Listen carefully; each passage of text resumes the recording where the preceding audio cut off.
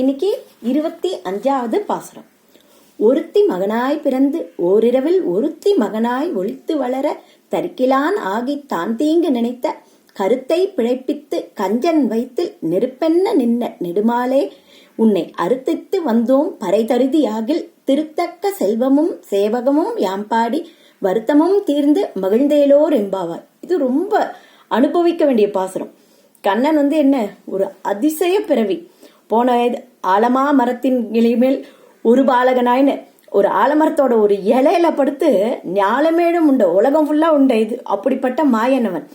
அவனோட பிறப்புலயே எவ்வளவு மாயம். என்ன இது ஆண்டாள் போன இதுல என்ன பண்ணா, அன்னி உலகம் அளந்தாயின்னு அவன் செய்து அவனோ என்னென்ன மாயம் பண்ணிருக்கானோ அத்தனையும் அசாத்தியமான காரியத்தை பத்தி எல்லாம் சொன்னான். இப்போ இந்த பாசத்துல என்ன பண்றான்னா, பெருமாள் பகவத் சேஷ்டிதம், பெருமாளோட சிறப்பை இதை பாராட்டி இது பண்றார். வேற எந்த தெய்வம் மாதிரி இது மாதிரி இது பண்ணாம அசையப்படாம ஒரு வயத்துல ஒருத்தரோட வயத்துல இருந்து இன்னொரு வயத்துக்கு மாறி கர்ப்பவாசம் செஞ்சு சிறையில பிறந்து இத்தனை அனுபவிச்சிருக்குமானா இல்ல. ராமர் இதுதான். ஆனா அவர் எப்படி நல்ல அரண்மனையில பிறந்தார். இவர் பிறந்தது கடும் சிறையில. அது மாதிரி இருக்கு இல்லையா? அப்படி இருக்கும் போது ஆனா கர்மவசத்தால நம்ம எல்லாம் பிறக்கிறோம். அப்போ அதே பெருமாளுக்கு அவரோட சங்கல்பத்தால பிறக்கிறார். இப்ப நம்ம பெருமாள்கிட்ட போகாம இருக்கிறதுக்கு நம்ம கர்ப்பவாசம் எல்லாம் தடுக்கிறது. இதே அவரோட இதை அவர் பிறந்தாருங்கிறத நினைச்சோம்னா நமக்கு இனிமேல் பிறப்பு இல்லாம போயிடும். அதுதான் அவரோட இது கருணையே நம்மளோட இந்த சங்கிலியை, பிறப்புங்கிற சங்கிலியெல்லாம் அறுக்கிறது தான். இப்ப ஒருத்தி மகனாய் பிறந்து தசரதன்லாம் என்ன பண்ணாரு, அவ்வளோ தசரதன் யாகம் பண்ணி எல்லாம் பண்ணி 4 புதல்வரை பெற்றார். ஆனா இங்க தேவகி, வசுதேவர், நந்தகோபர், யசோதை இவா 4 பேர் எத்தனை தவத்துக்கும் ஒரே ஒத்தரா பிறந்திருக்கார். அப்படிப்பட்ட இணையற்ற பெருமாள் கண்ணன் பிறந்திருக்கார். அப்புறம் இவாளாவது என்னன்னா, ராமர் அப்பா பேச்ச கேட்க தந்தை சொல் மிக்க மந்திரம் இல்லைன்னு இது. ஆனா இங்க கண்ணன் என்ன பண்ணார், குட்டி குழந்தையா பிறந்த போதே உன்னோட சங்கு சக்கரதாரியா பிறந்துறான், நீ இப்படி இருக்காதே எல்லாத்தையும் மறைச்சுக்கோன்னு சொன்ன உடனே மறைச்சுட்டார். இவர் தான் குழந்தையிலேயே அம்மா அப்பா பேச்ச கேட்டிருக்கார். நம்ம குழந்தையில இது மாதிரி கண்ணனை மாதிரியே வளர்க்கணும். கண்ணன் குறும்புக்கு மட்டும் இல்ல, அம்மா அப்பா பேச்ச கேட்கறதுக்கும் கண்ணன் உதாரணம் தான். அப்படி இருந்தார்.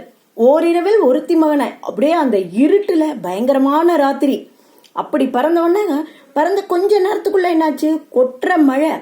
அந்த மழையில தூக்கிண்டு பெருக்கெடுத்து ஒரு ஆத்து வெள்ளத்துல இன்னொத்திக்கு மகனா போய் சேர்ந்தார். எவ்வளவு அவரோட ஆச்சரியமான சம்பவம். இதெல்லாம் பார்த்து ரொம்ப அனுபவிக்கிறேன்.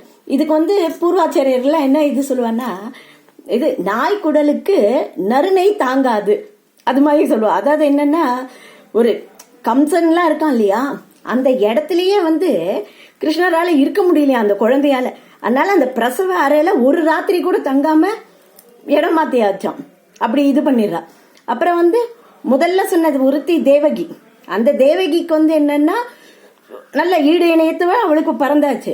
அடுத்த ஒருத்தி யசோதை. தேவகிக்கு பறந்தார். பட் எல்லா லீலைகளையும் காமிச்சது வளர்ந்ததெல்லாம் யசோதை கிட்ட தானே. அவளும் அவ்வளோ அற்புதமான இது யசோதை.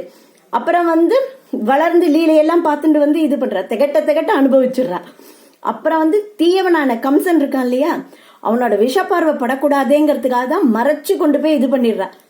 அங்க வளர்ந்து இது பண்ணிட்டு இருக்கான் யசோதை. அதனால என்னன்னா இவரை மறைச்சு வளர்க்கிறாங்கிற மாதிரி சொல்லுவான். அப்புறம் பெருமாளோட இது அவர் நினைச்சா அவரோட சங்கல்பத்தை மீறி எதுவுமே நடக்க போறது இல்லை. அப்படி இருக்கும்போது கண்ணனை நினைக்கும் போது என்ன ஆகுது, கம்சன் உடனே ஞாபகம் வந்துடும் நமக்கு.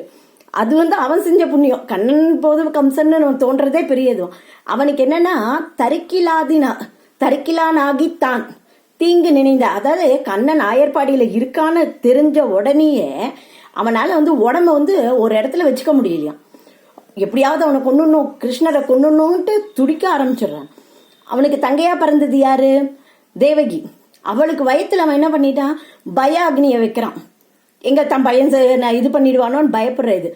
கண்ணன் பிறந்து அந்த அக்னியை என்ன பண்ணிட்டானா தேவகி வயிற்றுல இருந்து கம்சனுக்கு மாத்திட்டானா.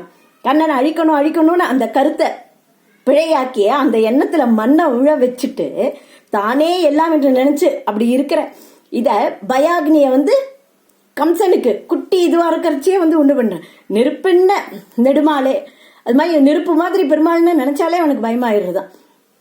இப்படி இது பண்ணும்போது என்னன்னா அவனுக்கு வந்து பெருமாள்னு பார்த்து எங்க பார்த்தாலும் கம்சனுக்கு பார்க்குற இடத்துல எல்லாம் கம்சனுக்கு கிருஷ்ணர் தான் தெரியற மாதிரி இருக்கான்.